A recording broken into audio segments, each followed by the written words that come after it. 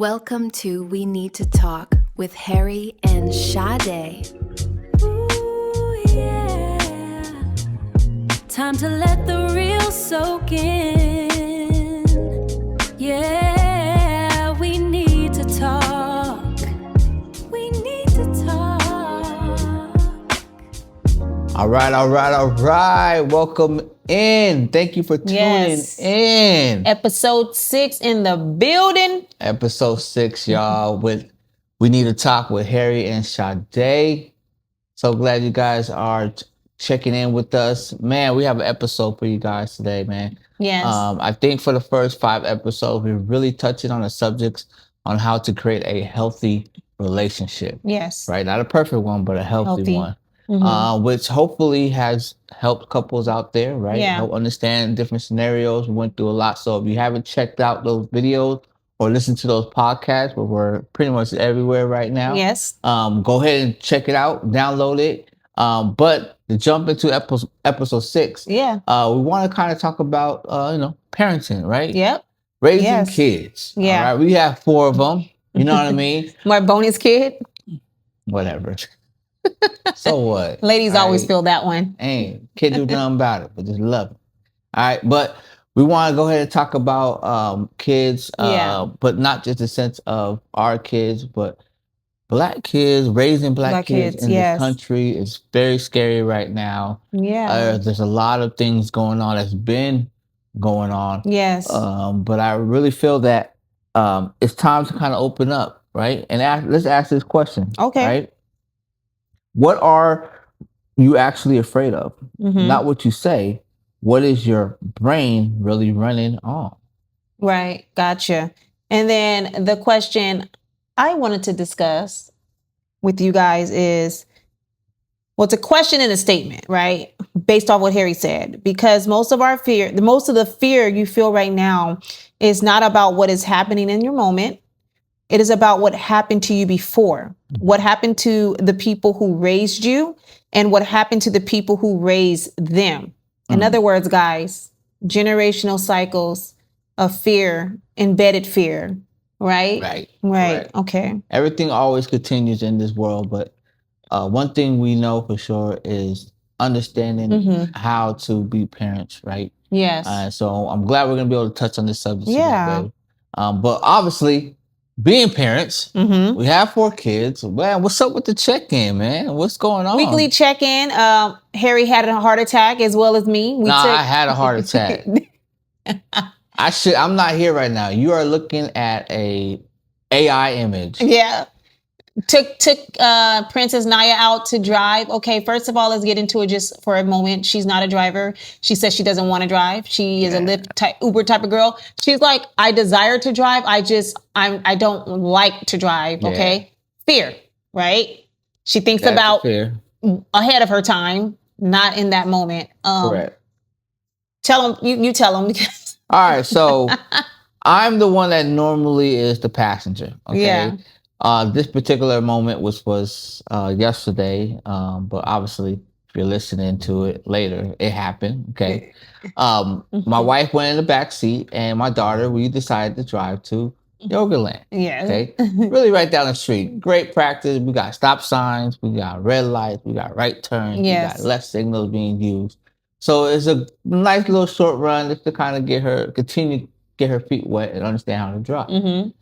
I always explain to her, guys, all right, when you're paying attention to the road, all right, you make sure that you are in the middle of the lane, right?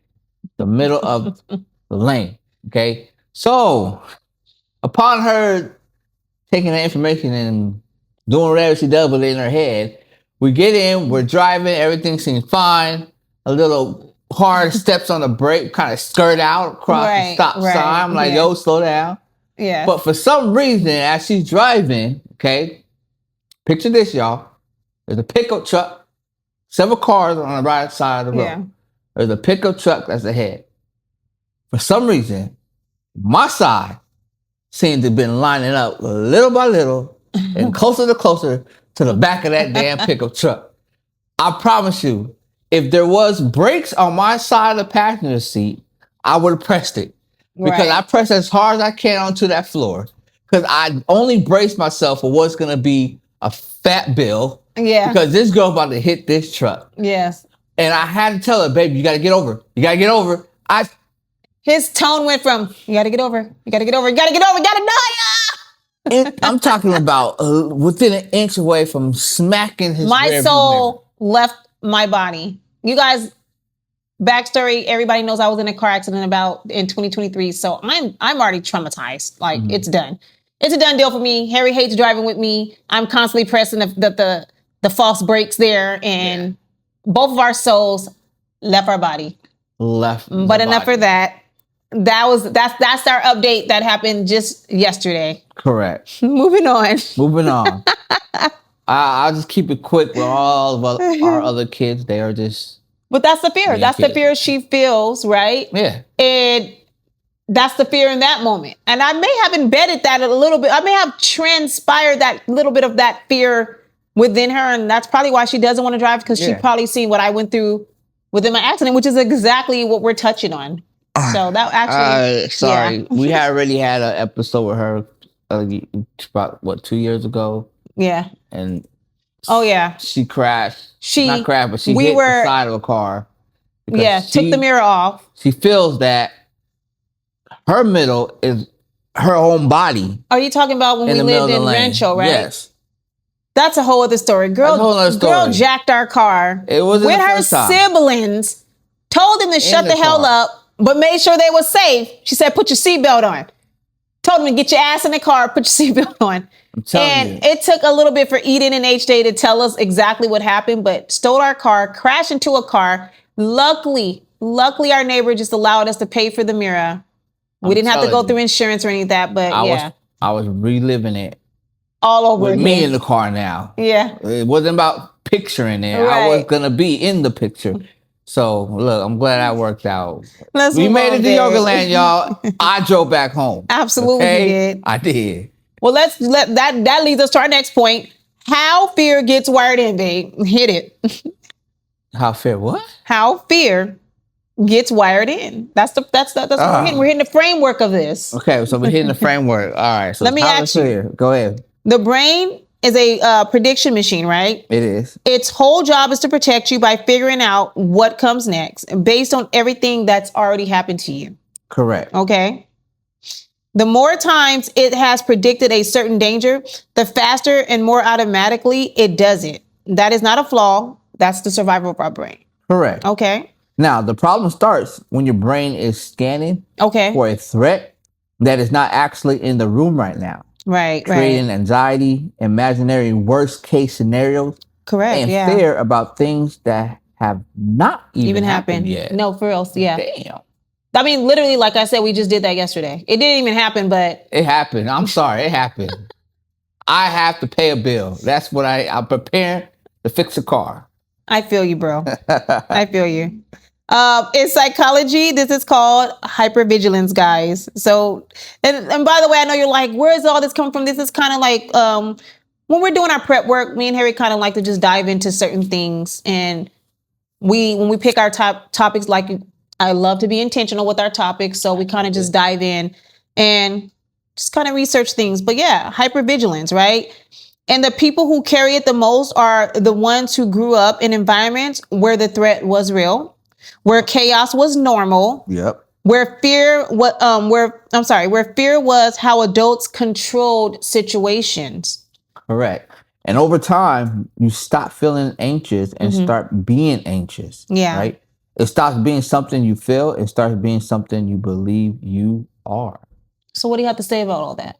Like, what's your thoughts on all these thoughts that we picked out? I mean, it pinpoint certain ways that we as humans, when it comes to understanding not only who we are, but how to orchestrate a way to get through life, it affects us what we see. Yes. It affects us of how we was talked to.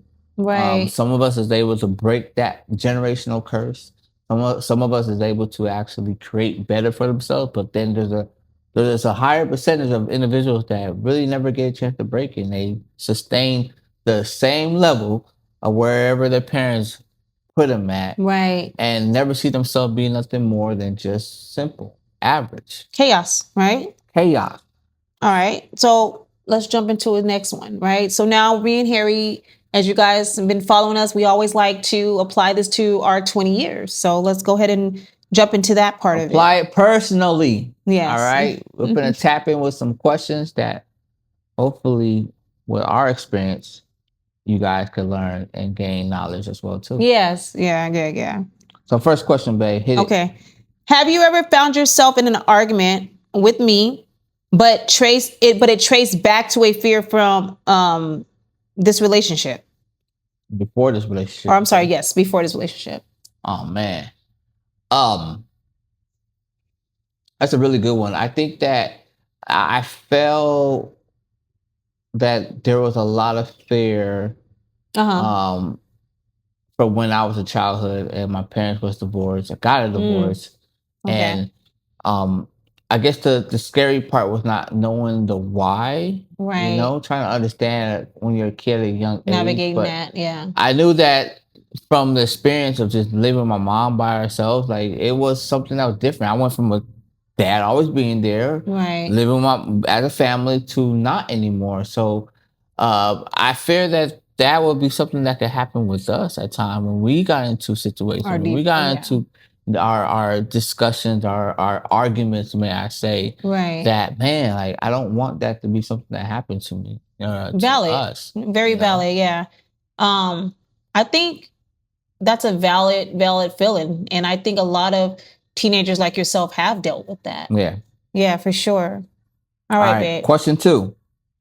Has one of you ever created a problem during a season when things were actually going well? Looking back, why? I wouldn't say. Well, I think you had one earlier today. Created a problem. We mentioned, like, when we were talking about this, I think Harry mentioned playing video games. Like, he did. I think that was one of the problems. Like, you guys, it's not that I hate video games, but I think my husband used to excessively play it. And I think this is around a time where I'm like, what we doing? What we doing? Correct. Yeah. And obviously, we was in a conversation in regards to like our children and like how they're playing the video games a lot. And I kind of had to express to them like I used to play video games a lot, right? You know. And when you look back at the question now, it was something that really affected me. Yeah. And how I really took on that role, that challenge of understanding my potential and where I could go. I felt that simple was enough because my parents were simple. Yeah. Really never seen growth. So I didn't know that growth was something that was capable of happening. Or may I say sustainable growth. Right. You know what I'm saying? So yeah, that was a very interesting conversation that we had earlier today with our kids. And it seems that that's something that really trickled down that affected me a lot. Yeah. I would say, like you said, that did create a problem, but I always tell myself, like, if my husband wasn't into video games when my kids had, dove into video games, if Harry was more of this or that, because all of our kids love video games. And I'm like, that comes from nothing other than him, because I am that mom. I'm like, get off the games. I'm an outside person. Let's go outside. We're nature. That's me. And so when things are going well. Yeah. I mean, he's not really thinking. I wasn't thinking. I'm thinking everything's all good. Yeah. But in reality, I was only going to see how much it affected me later. I wish I could jump in the future and be like, yo, wake up. You know what I mean? But it did. It slowed a lot of things down. Yeah. Third question on that, babe. Okay. When the relationship was at its calmest, however, did either one of us feel uncomfortable with that? Like, something must be wrong, right? In other words, sorry guys, hopefully I'm like not jumping over my words, but your relationship's going good, everything's going good, and in your mind you're like, this is too good. Something must be wrong. Like, what's wrong? You're trying to find a reason to be wrong again. You're kind of trapped and embedded in that fear, right? Correct. Chaos.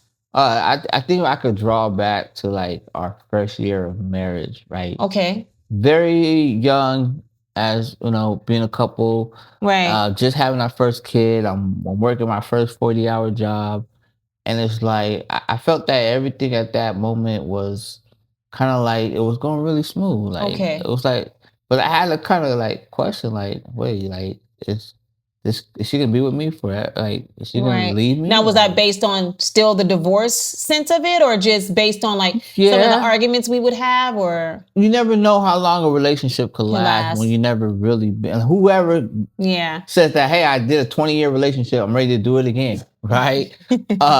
So, but I was very like on the questioning of like, how is she going to like react to me in yeah, certain things? Like, is it gonna create a problem? Am I gonna have to go through any issues? And boy, do we have a lot of issues from our personal self between me and her, finances at an early age, family at an early age. Like, yeah, it took a toll, and I always had a fear, like, dang, like it could be going so smooth, and all of a sudden, like I don't know what's gonna happen next. Like, it right. just kicks in.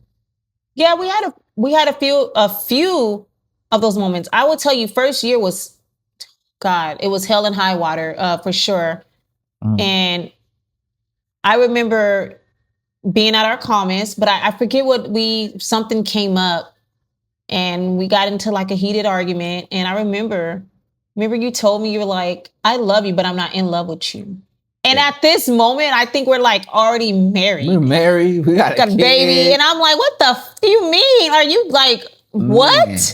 You Questions, know? Yeah. questions. Questioning. And I don't know, like, I don't know if that was that fear of like, That like was you said, that fear right there. are you gonna leave me? So let me leave you before you leave me? Like, yeah. I believe that was that fear right there. Like everything's going smooth. Like you're here. yeah. We got a kid. Like We're good. We got our own apartment. I was so shocked. Yeah. And like again, we just got in a normal couple argument, and bro says that. I'm like, what the f do you mean?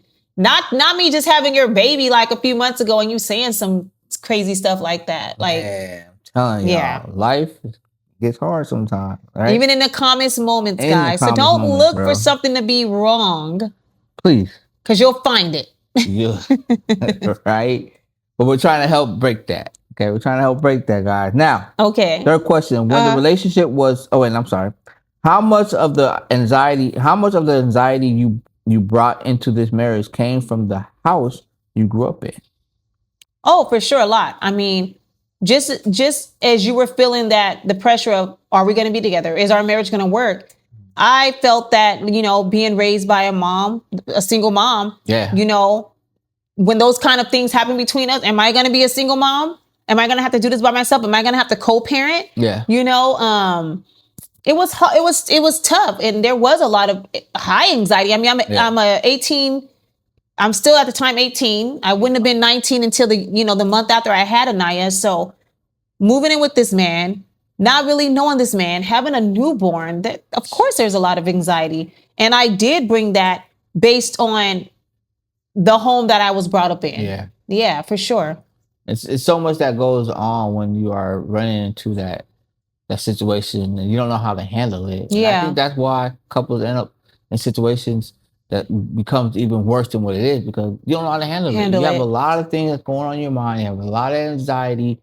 But that's where the importance come in of knowing that you can actually work through it. You could talk through it and being able to communicate well with your partner, because come on, man, we all have baggage, but why would you want that to ruin something great that you have going on? You know what I mean? And that's the point where we want to be able to try to take that part and rely on knowing that we are going to grow every day from this. Yeah, for sure. All right, so let's get it. We're about to drop into the parenting, right? What we pass to our kids, man, we pass a lot. We pass a lot of stuff to our kids. I feel like we did, but every fear you have not dealt with in yourself, you will pass to your children. Okay. Not because you want to, because children do not learn fear from lecture. They absorb it by watching the adults around them. Yeah, true. Okay. On my end, if it goes unnamed and unexamined, they will carry it into their own relationships and their own parenting someday. This cycle does not break itself. And both of those are very true. Both of those statements are very true. Correct. And because it carried cycles with us. And that's what we just discussed. We had to break that cycle, which I am, cheers. Oh yeah, get y'all got y'all. We beat the odds, you know. We're breaking cycles. We got some red wine going on. You know what I'm saying? So I might get a little tipsy later on this podcast, man. Be ready. It's a little wine, but yeah, like cheers to breaking cycles because, like it said, like the cycle does not break itself. You break the cycle. You break the cycle, and when it comes to breaking the cycle, okay, let's get to the first question on that. Right? All right. So, what fears did your parents carry that you watch as a child? And can you see those same fears in how you parent right now? Stability. There was no stability. My mom, you know, she was a CNA and she worked very hard. Yeah. But it was check to check. There was no stability, but she did the best she can. Again, you know, we were on food stamps and things like that and assistance. And I believe that kind of carried on as well. Yeah. I always fear that, like, are we going to be stable? Again, I have a young child. I'm with this guy. And I'm like, man, is he going to be there? Don't get me wrong. My husband was amazing. He did what he had to do. He got a full-time job. He got us our own place.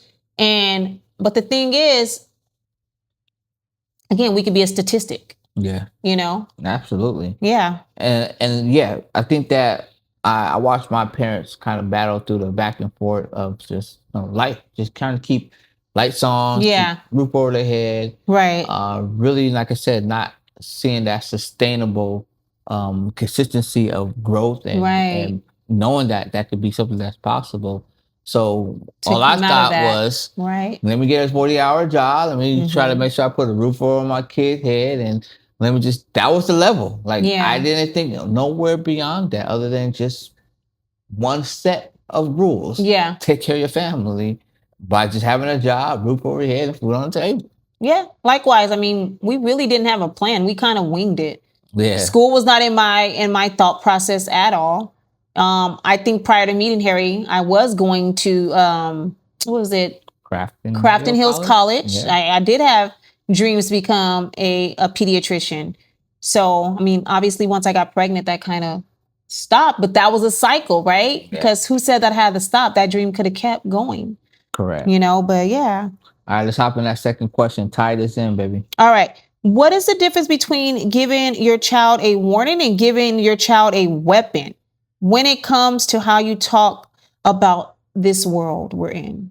I think we as a parent, you'll agree, I'm pretty sure that we definitely try to do our best to warn our children for sure with the world, because everything that affects the world, that affects us, it ties in such a hurricane. Yeah. Right? When you are trying to teach your kids lessons and trying to help them understand how life goes, it's really difficult. I think you had a story about Jackson earlier today, right? Yeah, for sure.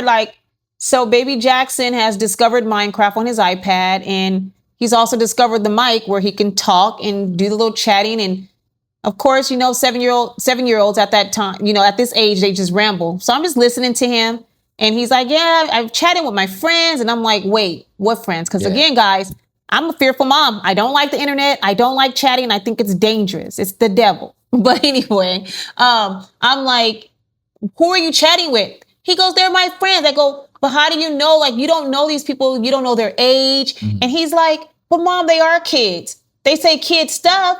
They don't ask me anything bad. So I had to literally demonstrate for my 7-year-old child of what the internet looks like and how people can prey on him. And so I have him go on one side of our door. I go on the other side of our door. And I said, can you see me? And he goes, no. I said, okay. And I'm like, hey, what's your name? He goes, Jackson. Where do you live? He tells me where he lives. I said, see how you just gave me that information? He goes, yes. But mom, they're kids like me. And I said, but can you see me on the other side of the door? And he goes, no. I said, so would you know who I was on the other? I said, imagine this is your iPad.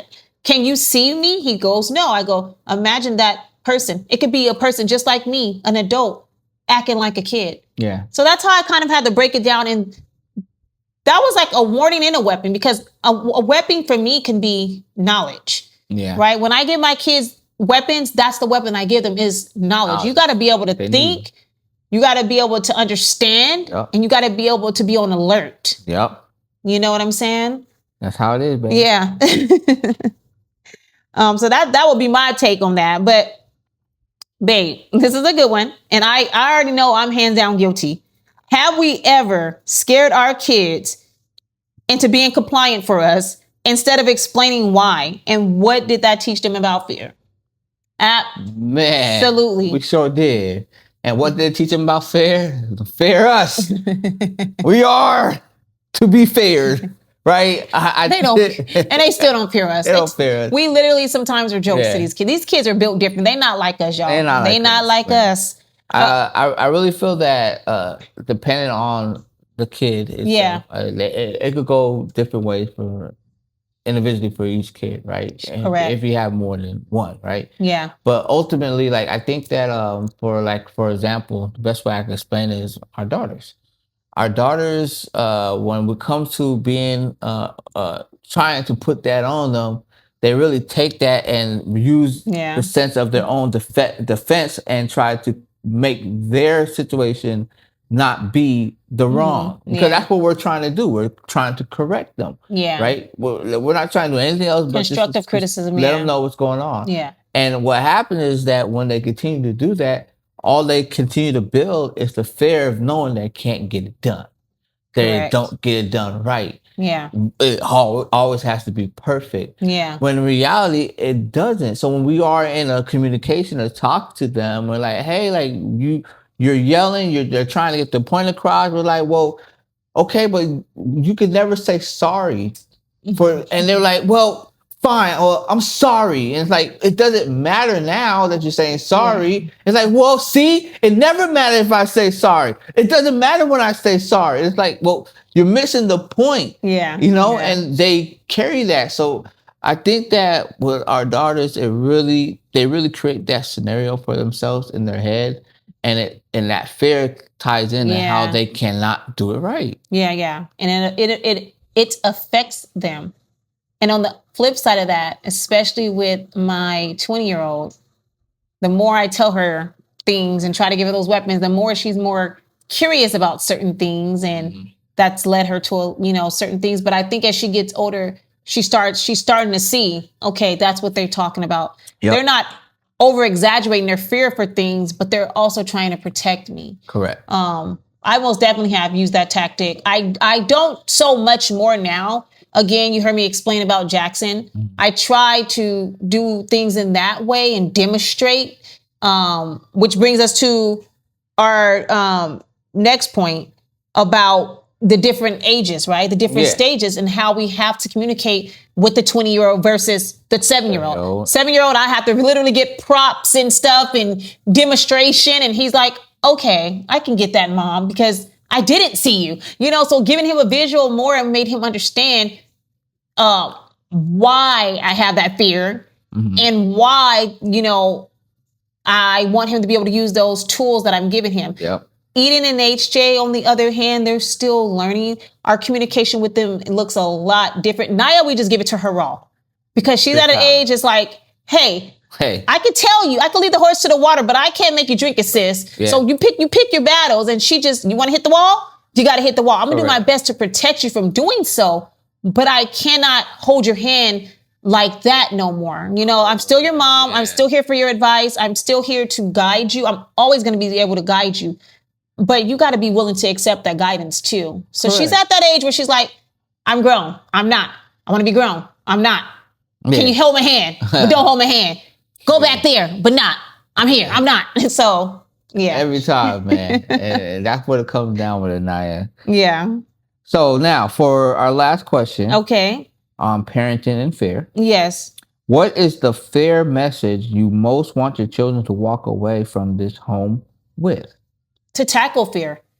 Don't be scared of fear. You're going to have fear. How you handle that fear is the real question, right? Yeah. How you attack that fear and how you own that fear. Yeah. Don't let the fear own you. Because we all have fears. Guys, I've been married to this man for 20 years. I ain't never been on no boat. I ain't never been on no plane because I have the worst fear. Yeah. And I told myself, I'm going to tackle that this year. We getting on somebody's plane. We getting on somebody's boat. It's true. We're going to do this. We'll see. I have to, guys, because again, I can't teach my children to attack their fears. And they're like, yeah, Ma, we're still in California. Yeah, correct. But then also when it comes to fear with the home, is knowing that they are and they can be capable of doing great things. Yeah. Right? Don't be scared. Growth mindset is key. Right? Yes. And allowing you to understand that there's no limitation to how far you can go. Exactly. You know? So don't think like how we end up, or may I say how I end up, speaking about me, how I end up not thinking big enough. Right? Yeah. And just knowing that though you can go out there. Not even say for you to put that. I think as a couple, right? We are individual, and you had your own individual moment where you could have thought like you said, way beyond what you were thinking. But as a couple too, because obviously, guys, I didn't go to nursing school right away. I knew what I wanted to be. I knew I wanted to be in the medical field. But of course, like we most definitely want our kids to go to greater heights. Every parent does. Yeah, absolutely. Right. All right, guys, we are going to transition. Real talk. Raising Black children. Yes. Okay. If you know, you know. Hypervigilance. A nervous system trained to scan for danger even when none is present. It is not just a psychology concept for Black families. It is a lived experience. For generation, the threat was real. The alertness was not paranoia. It was survival. It was passed down because it had to be. Yeah. Well, first let's finish, okay? Yeah. Let's finish that. We'll come back to answer definitely. that. But what happens when that fear becomes so embedded, right?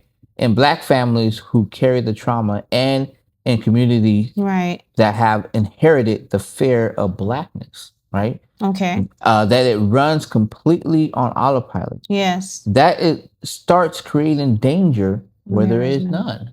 Correct. My thoughts on that. The one part that I love when we were picking these little statements was it was passed down because it had to be. Mm-hmm. And for generations and generations, being fearing, right? Fearing the system, it was passed down. At a point in my life, I'm like in 9th grade. I live in Redlands, California. Uh-huh. My mom's car breaks down flat in the middle of the road. Yeah. I see a cop car at like a Shell's or something, little gas station. My mom's like, baby, go run over there and ask them, can they please help us get out of the road? I would never forget this. This lives with me forever because it is a trauma that is still passed down, right? Yeah. And I go get them, and instead of them helping us out the road, typical, right? They start to ask my mom, do you have a license? And I remember saying, you're supposed to be helping us. What are you doing? And I remember them getting so agitated. And the next thing I remember, I'm about 90 pounds at this time. I'm only in 9th grade. I'm face on the floor with these 2 officers in my back. My mom's now getting handcuffed. I'm yelling and screaming like, what are you doing? We just needed help. And that is a trauma that was passed down because now anytime a cop get behind me, girl, I'm legal. I got license, I got insurance, I got everything I need, but just that trauma lives within me of like, what's going to happen? When my son is walking around the neighborhood, that still lives with me because I do see what's going on around the neighborhood or around the world. A Black boy just walking, it's the problem. Do you live around here? Are you from here? Yeah. So when it says it had to be passed down, those are true words. Those are true words. It's true words. It's not fair. It's hard, yeah. Man. And that's what we're here to talk about. Autopilot, things, right? Literally. So with that being said, obviously I know some of y'all know what's already going to come. Carmelo Anthony, right? We need to ask a question that every Black parent may be feeling, right? What does it mean to raise Black children in a world where some people's conditioned fear of them is more powerful than the reality of who they actually are? Yeah. Like, what does that question mean to you, babe? It's a fight. We've been fighting for a very, very long time, trying to navigate our way back into, being part of hopefully a whole world that doesn't take the consideration of the difference between the color of our skins. And allow us to be humans. That's because that's what we all are. Right. And that's what that statement kind of helps me put in perspective to understand of what we need to do. And the part that gets me when it says, what does it mean to raise my children in this world where we are conditioned with fear?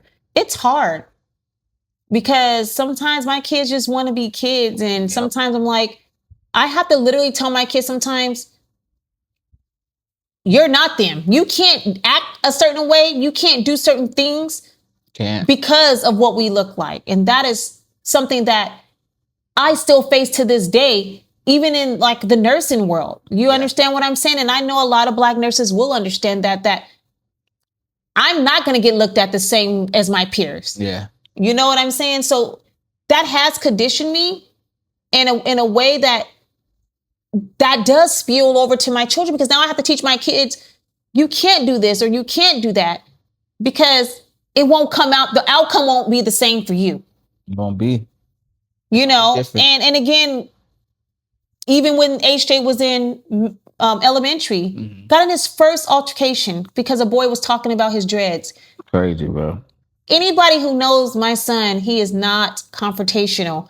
And I was so upset that it was on camera and everything, that what this little boy did, but somehow it got turned back onto my child. We all knew what that was about. Correct. You know what I'm saying? Even though the picture wasn't painted that way, we do. And so these are the things that are why we're conditioned. But it's sad because I was conditioned, but my kids are being conditioned, but not even just because of me, but because their own situations that they're coming across. And as Eden and HJ get older, they're starting to see certain things now. That's the sad part, is that the world's cycle is not breaking, and it ain't gonna break. Correct. Because when you're looking on the flip side of fear, we have our own fears based on what's been going on, right? Based on the pressure that we're under. But you also have to look at the fear that we're embedded into other cultures, white people, Hispanics, or whatever the culture may be, Asians. They were taught something too. It sure was. Because hate is taught. You're not born into it. You're taught these things. Yeah. Man. So one thing I noticed is that getting into these questions. Okay. I guess we'll start off with one that is that hit different, right? The first one. Hit me with that one. Yeah, for sure. So when you heard about this case, babe, what was your first honest thought as a Black father and who's raising Black sons? There is a world out there where chaos can hit in any point of time, and I will feel that I'll definitely question, like, my son, like, how, like, I know my son. I mean, our kids, we know our kids, guys. I mean, we know. I mean, we have parents that know the kids are scholars. They'll say it all the time. My kid's a great kid. We have parents that be like, man, my kid, he's always hanging around the wrong crowd. I wish that he'll stop hanging around with the wrong crowd late at night. It's not really there. And we fight that battle. And I know, as a man raising Black sons, it's like, I will question, like, how is this even possible? How could this have even been done? Like, there has to be more to it than just my son reacting in such a way that this is the outcome of it. Yeah. All right, so I'm gonna get into the second question right here for you. What does it feel like watching cases like this, knowing you are raising Black children in this same country? It's scary. Yeah. I don't exempt myself from these situations because I was the situation. Yeah. You know what I'm saying? Yeah. It's just scary. I think that's the only thing, just seeing that my son is Carmelo Anthony. You know what I'm saying? And I reflect that back on one day, several years back, when Black Lives Matters was really a thing. And it still is, but it was really at the height. And this is when oh my God, forgive me for forgetting his name, when they kneeled in his neck. Oh, George Floyd. Yes. And I remember just looking at my son, my husband, and Jackson, and I just looked at them and I'm like, damn, that can be my son and my husband, my sons and my husband. So it is a very unsure feeling because at any moment you can run into the wrong authority. So can. Yeah. That's the crazy part. Yeah. Now, how do you have the conversation with your kids about navigating a world where some people fear of them is more powerful than who they actually are? Like I said, I tell my son, you're not them. It's sad to say that, yes, we all should be treated equally, but you're not. You would never be treated equally. This is what we have to deal with. And that is so sad. Why do I even have to have this conversation with my son? Right. Why do I have to say, oh my God, like, I don't want my son walking in certain areas. That looks too conservative. Like, why do I have to even have those thoughts and feelings? But this is the real world we live in, where we're like, ooh, we better not touch over there. Ooh, we better not touch over there. It's almost like when Bloods and Crips was, you know what I'm saying? You better not go in their territory. You better not. Yeah. That's sad because we should be able to do as we please as long as we're being right by each other and doing right by each other. Why do we get taunted and messed with? And so that's where I'm at with that. Yeah, absolutely. Yeah, I think it's a powerful way of looking at it in that sense because it's hard thinking that you might not see your kids come home. And that the older they get, the older they... Which is one of the reasons I started homeschooling. Yeah. After that incident with HJ, and he had that incident in elementary, and another bullying incident, a Carmelo Anthony situation, literally. And he put hands on him. Yeah. My son is not a fighter. And like Harry said, we know our children. My kid has went through life. He does not mess with nobody. HJ gets along with everybody. He stays in his own lane. You got to do a awfully lot to HJ to push him. He's like his dad. Yeah. They don't get mad. They're some of the most calmest men I have ever met. And he got pushed. And when he defended himself, you know, so that's why I said navigating this world with Black children, Black men or Black sons, young men, it is extremely hard. It's something nobody would understand unless you have a Black son. Yeah. Yeah. Going through that, right? Number 4 question. Hit me, babe. What is that? What we doing? All right. Have you had the talk with our son specifically? And what does this conversation look like in our house, babe? Yeah, it looks like the conversation looks like we're allowing our sons to know and acknowledge like how they should respond, right? Their best way of responding. Yeah, for sure. Because that's always going to be the starting point. And it's hard, right? When you are literally facing it like right on, like when it's happening in the moment. Yeah. But it's important for them to know that you are able to only create bad if you allow your senses to navigate that picture for yourself, right? Right.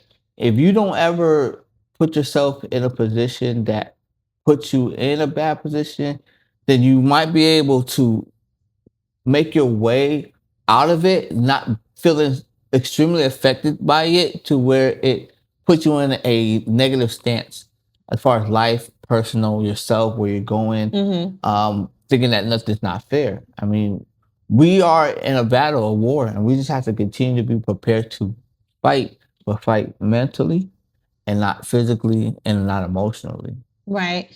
Yeah, I agree. And I always tell my sons, because, right, we could tell our sons to comply or to do it, to walk away. Yeah. As we see in today's world, sometimes walking away even ain't the solution. You still get in trouble. Yeah. So it kind of backs you in a corner as a Black parent to say, well, what do I tell my kids sometimes? Yeah. You tell them to comply and gets them killed, right? You tell them to walk away, running away gets them in jail, right? So running away gets them killed. It's a back and forth battle, guys. Right? Baby boy ran away, got killed. Yeah. sometimes even with these questions, like, well, how do you navigate them? What do you tell them? You're like, honestly, you tell them everything you can, but is it going to work? Yeah. Is it going to work? And that is solely based on my son being a Black man. Yeah.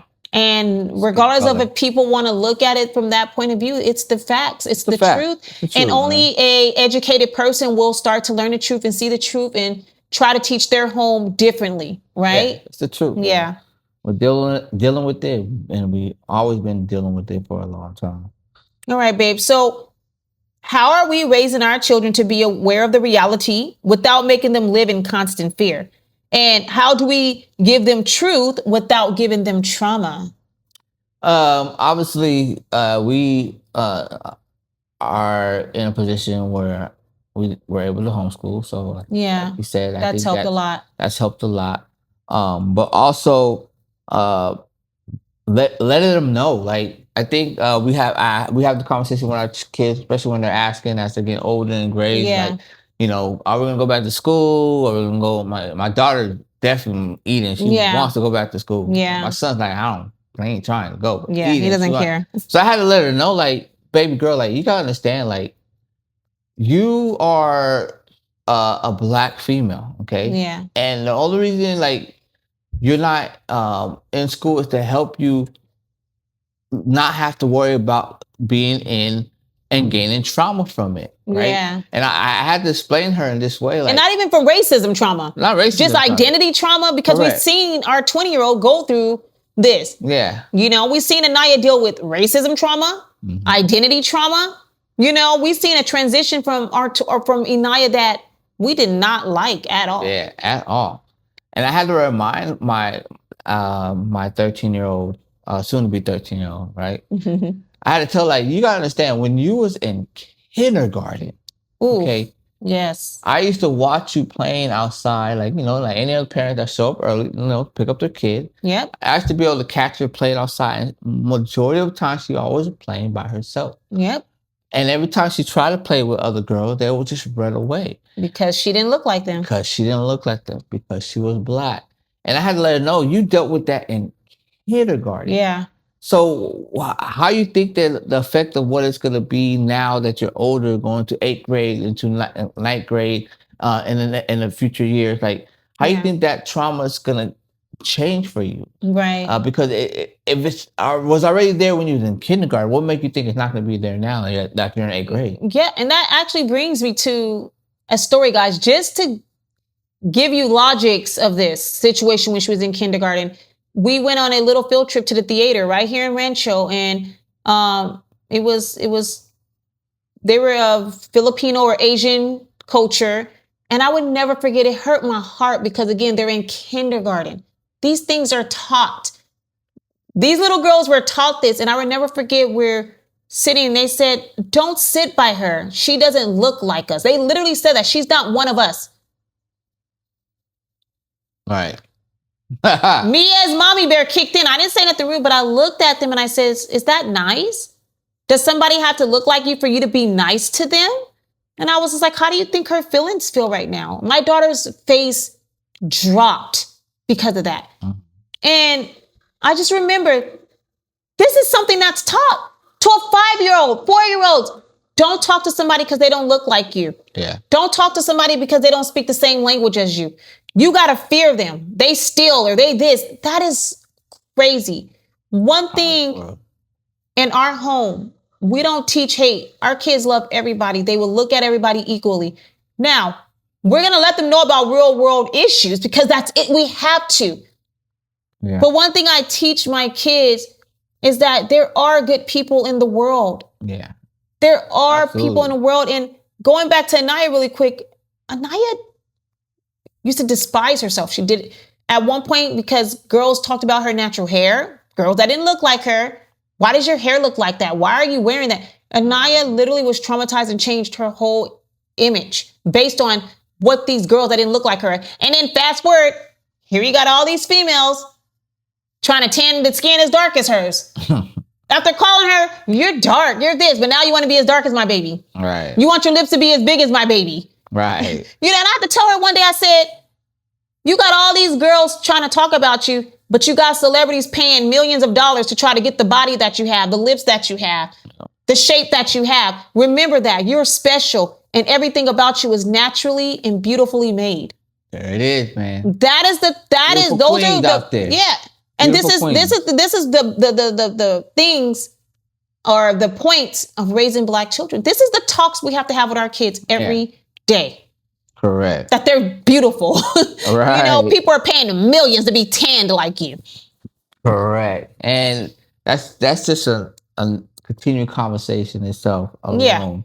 Yeah. But also, if we may ask the next question. Okay. What is the difference between what the world has been conditioned to fear and who your children actually are? My children are beautiful. Yeah. I have the most kind-hearted children because they have kind-hearted parents. The world sees them when they see my children. They see that they're scared. My son's a tall Black little boy. They fear him.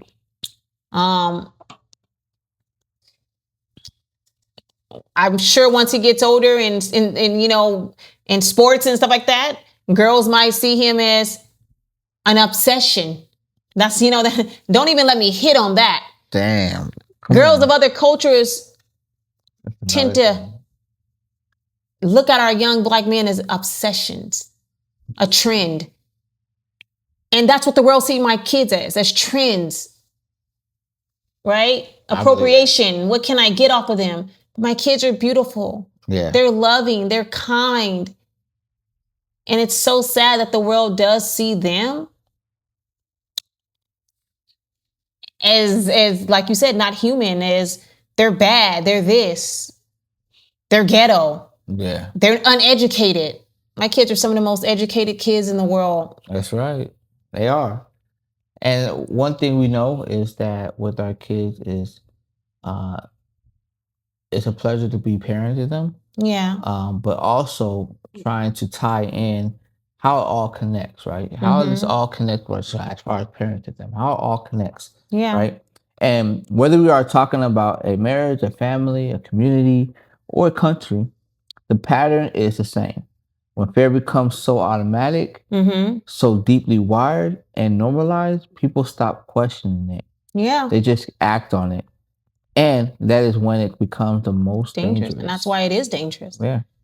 The world's a dangerous place based on their own fears, their own perception, what was taught, what was embedded, what was passed on. And it goes on for cycles and cycles and cycles. And here's the thing, guys, right? The only way out, whether it's anxiety in your marriage, fear you pass to your children, or collective fear a culture uses to justify things it cannot explain, the only way out starts with one question. Is this actually happening right now? Correct. Is this young boy attacking you? Right? Right. Is this person actually threatening you, or are you making this up in your head out of the fear of what was being around you? Correct. And then, it requires the hardest thing. Yeah. Choosing differently, right? Even when the familiar feeling of fear is louder than the present reality that is actually safe. Yeah. We have to choose different. You can only hope that the world continues to start to choose different. Correct. Yeah. So let's get into the 4 steps to break the cycle. All right, guys, we're going to transition again. We're finna get into those steps of breaking the cycle. 4 steps. Right? Harry and Sade's version. Number 1, we're going to identify these things. We're going to identify it by putting a name to these things, right? That raw emotion underneath that fear, that anxiety, that shame. You got to identify these things, give it an identity.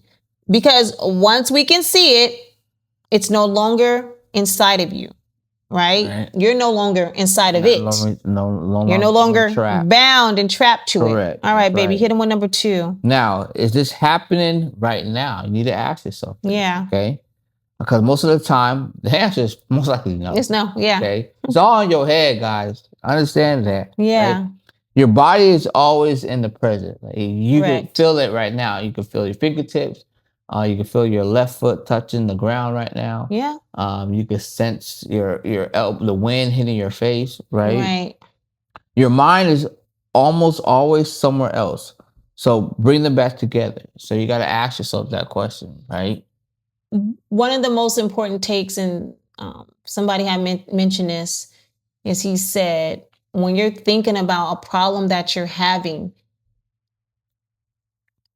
we tend to go into like next month. Like, oh my God, I got this due next month, or I got to do this. Think about the now, because it'd be a lot better for you to come up with how to handle the now rather than, and there's a verse about that too. The now creates solutions. Right? The now. Don't think about the now. Yeah. Or don't think about the future. Think about the now. If the birds and bees don't worry, why are you? Right? There's a verse right there. All right, guys. We're going to next on our next step 3. We want to interrupt it. Just stop it. Cut it off. We're going to catch it.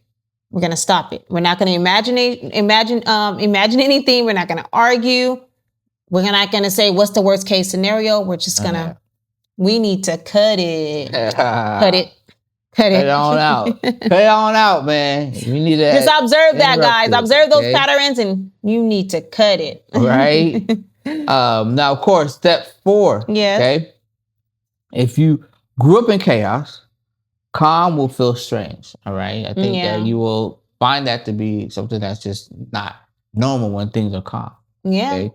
For sure. The work is spending enough time in trust and stillness that those start to feel as familiar as the anxiety used to, right? Yeah. So we need to practice being in peace. You need to practice like knowing that it's gonna be okay. You need to practice understanding and taking the steps that you need to create that peaceful circle around yourself. Because we get so tied up in our head, we get so tied up and thinking, overthinking. Right. And that it starts to feel that it's normal. Feel like it's who you are. Yeah. And it's really not who you are. And we have the power. You have the power to create that narrative and take yourself out of that picture. Like my wife said, you need to cut it. Yeah. Right. You start to feel so in tune with those feelings, guys, that even when something's right and going so great for you, you're like, this can't be life. Yeah. Something's going to happen. Yeah. Learn to be at peace and be comfortable with peace. Yeah. I love that. All right, guys, you know what time it is. We're at the end. It's getting hot. It's time for the hot seat. Man, we've been running through these questions. Parenting style. Okay. So we're going to go through them real quick. Yes. Quick answers. We're not going to worry about explaining nothing. Nope. And hopefully none of our kids is here listening. Well, that's what I'll see this for. We don't explain. Well, I don't want my kids to listen to this. Hopefully they don't listen to this. Boy. I'm playing. All right. Boy. All right. So let me ask you. I'm going to start off first. Okay, go. What is the fear about our children that you carry but almost never say it out loud? The fear that I carry about my children is them, like, I know they're going to be something, but my fear is like, what if they don't? Like, what if they just go down their own path and, I don't know, one of them just spaz out? Worst fear. I rebuke the devil in the name of Jesus. You know what I'm saying? Go. All right, so hit me. What did your parents fear do to you? And what have you chosen to be differently with our kids? My parents' fear, what did it do to me? I don't know. My mom never really discussed her fears with me. Mm-hmm. But I would say one thing I didn't have was a lot of restriction. Okay. Right? And I do that different with my kids. I am a very strict mom. I try not to be, but I try to be more strict than my mom was. Correct. I'm a preventative mom. I try to be at least. Try to be. All right. Next one. Has your anxiety about the world ever affected how you parented? And do you regret it? Absolutely. Yeah. I am in constant fear of Anaya, especially now that she's older and I really don't control her phone calls and all of that. Like, that scares me. I don't know who she talks to all the time, guys. I mean, my daughter talks to me, but our kids sometimes. But Yeah. Internet, all of that. It scares me. Super scary. Yeah. Guys. All right. What do you want our kids to know about fear that you had to learn the hard way? Again, just battling it, right? You got to get over it. You got to come to grip with it, and you have to fight it. Yeah, you got to fight it. It's a big fight, but you can do it. Yeah. And finish this. I want our kids to see Harry and I together and know that you can overcome anything. You can overcome anything, and what's meant to be will always be. Nice. All right, my turn. Hit me up. All right. Is there a moment as a Black father where you felt genuine fear for your son, not abstract, but a real specific moment? I'll have to say when he got into a little scuffle at school. Yeah. I think when the principal explained to him that he had enough time after he got pushed to the floor to make a decision. Yeah. I mean, we're talking about what at the time, 4th or 5th grade? I think 5th grade. 5th grade. Talking about a 10-year-old that he has enough time to make a decision after a boy done pushed him. Yeah. Oh man, that was crazy. Yeah. Let me ask you this one, babe. What is the hardest part of raising Black children in this season of the world? Do not live in fear. There's a lot of situations where you're gonna be looked differently. Yeah. You're gonna be talked to differently. Yeah. You're gonna be illustrated differently. But don't let that fear hold you back. Intimidate you. Don't let it intimidate you. And then the most thing I want our children to be unafraid of is what? Who they are. I have to answer that one. That just came to my mind. I'm like, who they are. Apparently. Sorry, babe. Let me put a deep voice tone to it. Who they are. You know what I'm saying? I'm sorry. I just had to who they are. No, that's a good one, babe. You are amazing. Good. You are created amazingly. You are beautiful kings and queen, as is everybody in this world. But I don't want my kids to ever mistake who they are and what they stand for. Yeah. Period, man. All right, babe. One last thing. We're going to do this together. Okay. What fear are we still working on so we can make sure it does not get passed down to our children? Mindset, growing. Yeah. Seeing the potential that you can be, the furthest yet you can go. Sky's the limit. Yeah. Mindset kind of and that's exactly what I had in mind. Breaking cycles. Do not be afraid to reach them heights. Do not be afraid to break cycles. Do not be afraid to be who you are. Don't. That's it. That's all. That's it. That's all. All right, guys. So thank you so much for tuning in to this episode. Yes. Parenting is one of those questions that we continue to have as parents, and hopefully our conversation can help guide you when it comes to your children, Black children out there that are raising single moms, right? As well too. So, but not even.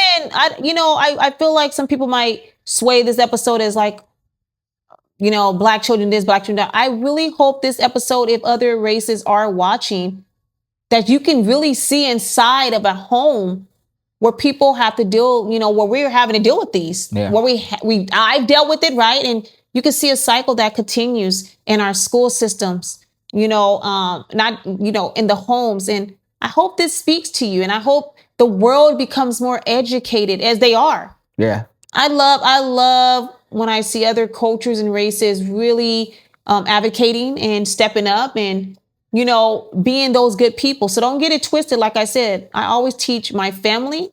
I educate myself that there are good people out there that are willing to spread the word. And hopefully one day we could just unite and love each other for sure. Like that we are all. With that being said, one love. All right. So make sure you guys subscribe. All right. I was about to sing it too, but my voice, I don't want to let everybody know I'm good. Get together. And all right, y'all. We're going to let y'all go. Subscribe, comment, share. Please. Tag. Yes. Let people know that we are here. All right. We really appreciate you guys tuning in. We'll catch you on the next episode. Bye. Later, y'all. Let the real soak in. Got that 20-year kind of truth right here. We need need to talk about everything. So pull up a seat, let's get into